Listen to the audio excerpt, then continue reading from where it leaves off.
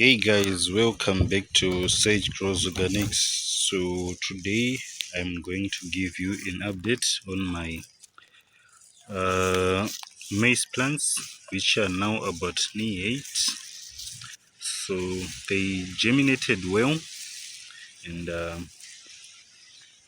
let me show you the other plants. They are all at about knee height.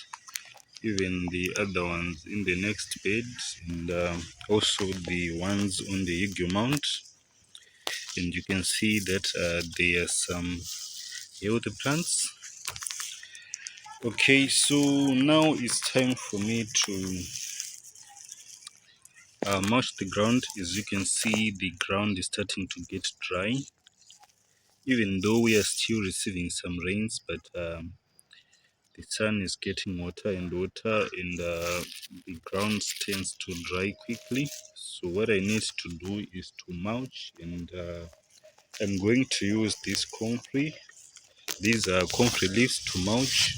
As you can see, I've got loads and loads of those, which are just being nibbled at by the grasshoppers. So I better put them to better use, which is mulching these beds with my cone, so that we can protect the moisture that we get from the rains.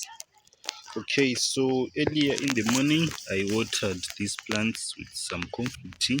Unfortunately, it was wet throughout the afternoon, so the evidence of that is dried up.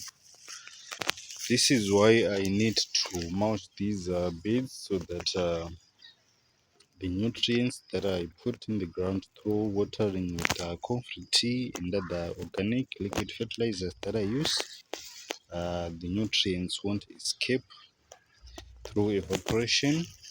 So guys, let me get to mulching these beds with these leaves. So this is what I will be doing. I will be just getting the leaves and laying them on the ground like this, so that I can cover the ground. Okay, let me do this and I will get back to you after I'm done. Okay, so I've managed to mulch this whole bed with the concrete leaves that I took from these plants that were over here, and that were over there. So as you can see, I've tried to cover as much ground as I could with the leaves that I had. So this is how it is looking like now. I've tried to cover much ground so that we can prevent the moisture from escaping. I did the same on the other bed with the maize plants. So hopefully this is not just going to act as mulch, but I believe if we get some rains, these will probably decompose with the moisture, and I will be able to incorporate them in the ground, and they will provide the much needed nitrogen and phosphorus for these plants at this stage. So this is what I've done. This is how I used the concrete leaf to mulch, and to probably provide some nitrogen and phosphorus for these young maize plants.